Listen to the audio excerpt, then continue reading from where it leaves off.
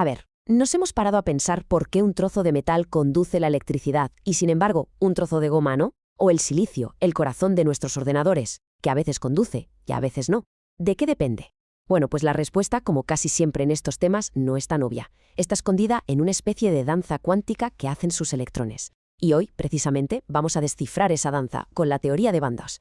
Para entender todo este lío de los sólidos, vamos a ir como subiendo de escala. Empezaremos con el gran enigma de los materiales, luego bajaremos al nivel de los átomos y las moléculas, para después, ojo, dar el salto a lo que llamaremos la molécula infinita, o sea, el sólido. Y ahí está la clave, el gap energético. Veremos qué es y cómo hemos aprendido a hackearlo para construir todo el mundo digital que nos rodea. ¡Vamos al lío! Pues aquí arranca el misterio. Es que, si lo pensamos, muchos sólidos a simple vista nos parecen, pues eso, sólidos, sin más. Pero a nivel eléctrico, sus mundos son radicalmente distintos. Y no es magia, ni mucho menos. Es simplemente el resultado de aplicar las reglas de la física cuántica a una escala masiva. Hablamos de miles de millones de átomos trabajando todos a una. Y para que veamos lo curioso que es esto, pensemos un momento en el estaño. A temperatura ambiente es un metal, de lo más normal. Pero ¿qué pasa si lo enfriamos por debajo de los 13 grados? Pues que se transforma en lo que llamamos estaño gris, que es un semiconductor y además súper frágil. O sea, son los mismos átomos, pero su comportamiento cambia de la noche a la mañana. ¿Cómo es posible? ¿Cuál es el secreto aquí? Bueno, pues la clave, el quid de la cuestión, no está en mirar a los átomos de estaño uno por uno, de forma aislada. No, la clave está en cómo sus electrones interactúan entre ellos cuando se juntan, cuando se empaquetan miles de millones para formar el sólido. Es un efecto, digamos, colectivo. Y para poder entenderlo, tenemos que dar un pasito atrás y empezar por algo más pequeño.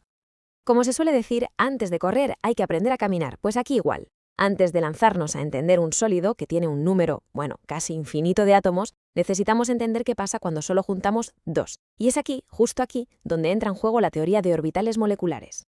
El principio en realidad es bastante simple, pero, ojo, lo cambia todo. A ver, cuando dos átomos se acercan y unen sus orbitales, no es que creen un orbital promedio, no. Crean dos opciones nuevas. Por un lado, un orbital que llamamos enlazante, que tiene menos energía y es el que los mantiene juntitos y estables.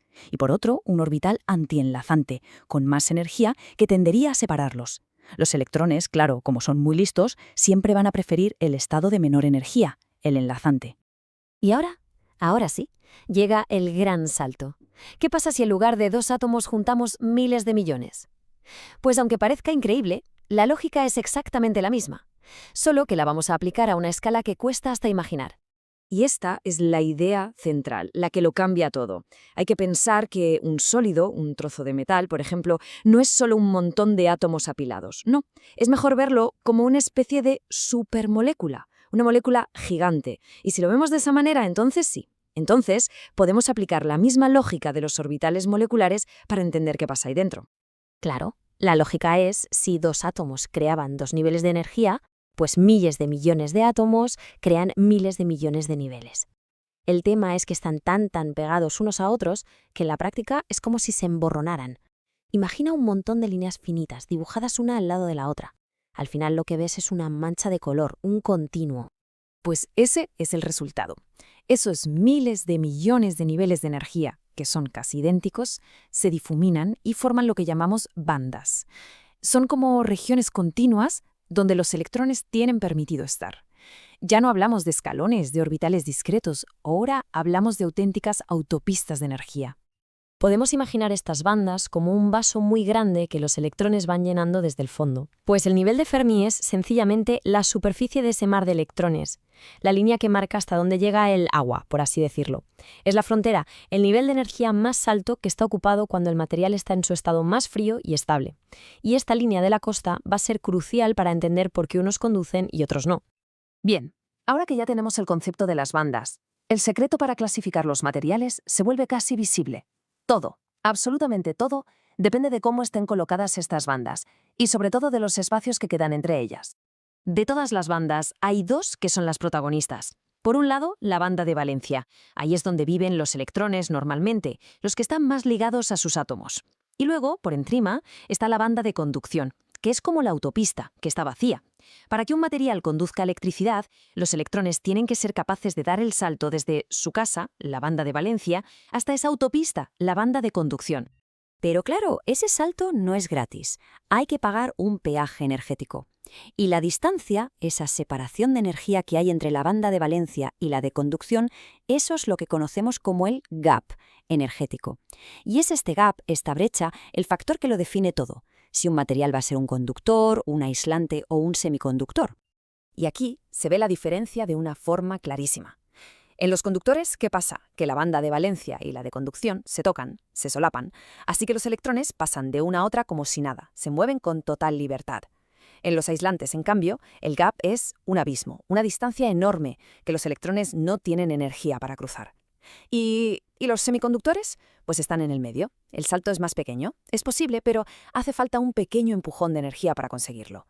¿Y cómo de pequeño es ese pequeño empujón? Bueno, pues es lo suficientemente pequeño como para que la propia energía térmica, o sea, el simple calor que hay en el ambiente, le pueda dar a algunos electrones el impulso que necesitan para saltar a la banda de conducción. Y con eso ya se permite que fluya una pequeña corriente.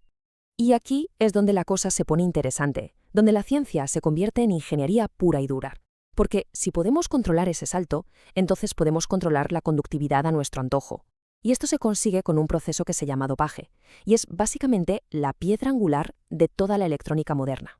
El dopaje en esencia consiste en meter impurezas en el material, pero de forma muy controlada. Hay dos tipos. Si metemos átomos que tienen más electrones de valencia que el material base, por ejemplo, fósforo en el silicio, creamos un dopaje que se llama tipo N. Esos electrones que sobran crean como un pequeño escalón de energía justo debajo de la banda de conducción. Y claro, el salto es mucho más fácil. Por otro lado, si metemos átomos con menos electrones, boro en el silicio, por ejemplo, hacemos un dopaje tipo P. Y esto lo que hace es generar huecos, espacios vacíos que se comportan como si fueran cargas positivas. Y aquí está la verdadera magia de todo esto. Porque al juntar un material tipo N con uno tipo P, creamos lo que se llama una unión, y estas uniones funcionan como interruptores o como válvulas que controlan el paso de los electrones. Y con estas uniones es como se construyen los diodos, los transistores, vamos, los ladrillos fundamentales con los que hemos construido toda la era digital. Bueno, y para ir terminando, es importante poner la teoría de bandas en su sitio, en su contexto. No es que sea la única teoría que explica cómo se unen los átomos, pero es la herramienta perfecta para un trabajo muy específico. Es que cada teoría tiene su campo de juego. La del enlace de valencia, por ejemplo, es fantástica para explicar la estructura de la mayoría de moléculas orgánicas, las geometrías y todo eso. La de orbitales moleculares va un pasito más allá y nos ayuda a entender cosas como el color o las propiedades magnéticas. Pero cuando hablamos de sólidos, de metales, de semiconductores, de biomateriales, ahí la teoría de bandas es sencillamente la reina. Es insustituible. Y todo esto nos deja con una idea final que es muy potente. Lo que hemos visto hoy no es solo una teoría abstracta, es literalmente el manual de instrucciones con el que se ha construido toda la revolución digital. Hemos aprendido a diseñar las propiedades eléctricas de los materiales casi a la carta. Así que la verdadera pregunta ya no es cómo funcionan, sino, ahora que tenemos este poder, ¿dónde está el límite? ¿Cuáles son los límites de la tecnología que está por venir? Ahí lo dejamos. Gracias por la atención.